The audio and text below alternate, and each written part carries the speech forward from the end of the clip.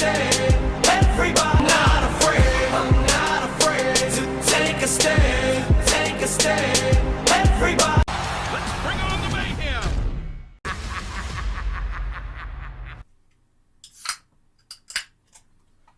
Ladies and gentlemen, boys and girls, children of all ages, Hollywood Shono here, along with my good friend DRC Views TV, who you can see down below on my screen, and on his screen, I'm not really sure. About to give you another WWE Mayhem video. This time, we're doing a little bit of a collaboration. And I'd like to say thank you very much for this opportunity. It's great to be here with you. Shono, it's a pleasure to finally do this collaboration together. It's going to be absolutely awesome, and thanks for having me. My pleasure.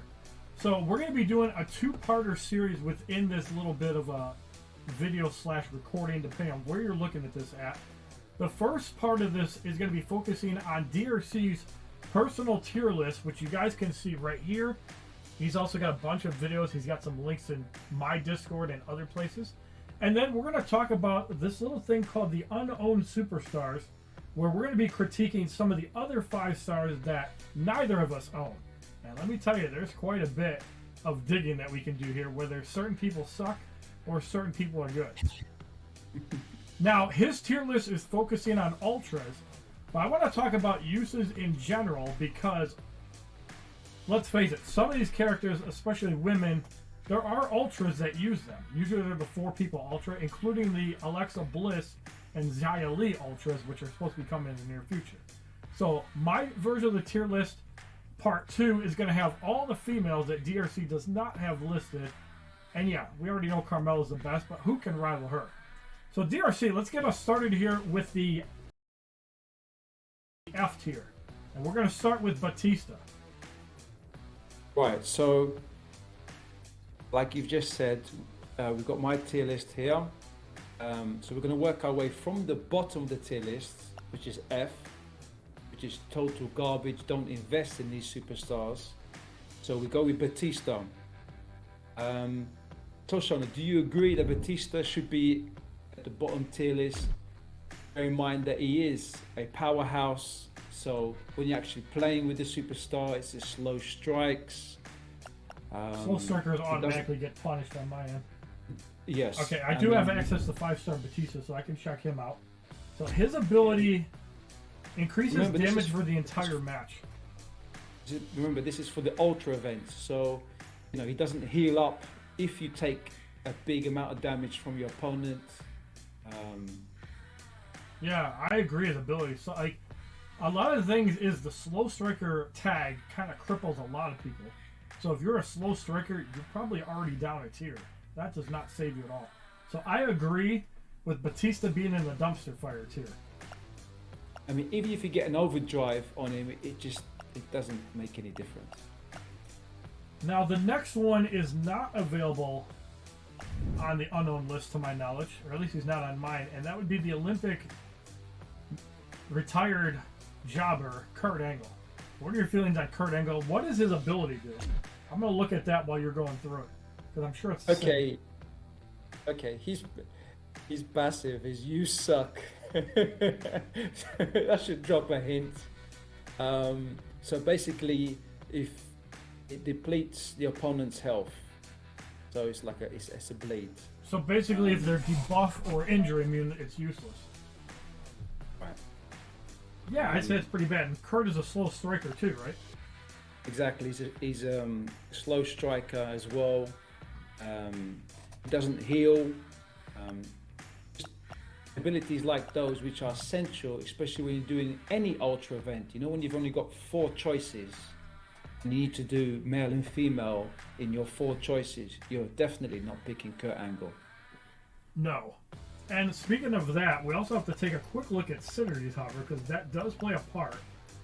Because if there is a synergy, for example, with, let's say, Eddie Guerrero or Edge, that could still be useful. So, debuff abilities for all team members has more power. No. Brock Lesnar, more health. You're not going to win any gains. Faster energy gain with John Cena. There might be some uses with that, but not likely. Technical ally with Ricky Steamboat. To my knowledge, Ricky Steamboat is not in the meta. And yeah, Icon's team members have more critical hit damage than Mr. T. So yeah, I'd have to agree with you on that F tier assumption for that one. So far, we're 2 for 2 on the trash. Speaking of trash, who do we have up next on the number 3 slot? You do have Mr. T, which kind of hurts me because his actual design of him looks really awesome. The way he's changed, if you kind of shake him about, he's changed his goal. And the 4-star, to my knowledge, has boxing gloves on. Yeah, that's correct. Interesting. So let's take a quick look at his synergy. So buff abilities for all team members have a longer duration. I can argue that this ability is really useful just because buff abilities can be good, like momentum in that, or even like a heal for Booker T. So there are uses for this. It's not like if you have 4 slots, I could see it being a lot more likely than 3. Is Mr. T a slow striker? He's not a slow striker, no. Oh, he's not.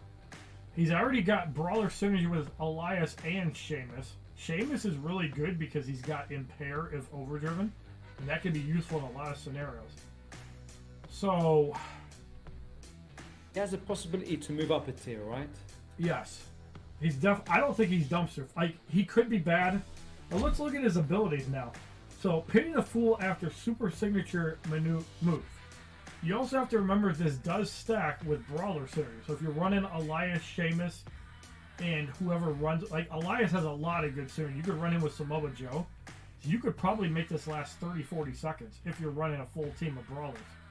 And Elias, as we know, I'm going to critique the hell out of you with that one. So far, I've been pretty nice. Overrun after boxing combo. Charges unblockable. He does have strike attack, so that doesn't synergize very well. Charge vulnerable after flying headbutt. His kit just seems weird. Yeah. He's definitely F tier for abilities. However, the synergy, it's hard to say. I mean, there is a D tier. Too bad there wasn't an E tier. Because I think he fits in between. If we're being honest. Like, his synergies are what saves him. He's got really good synergies. Like, if you're running on Elias, who has really good brawler synergy overall, you could still fit him. Even if you're not using him, that could still fit.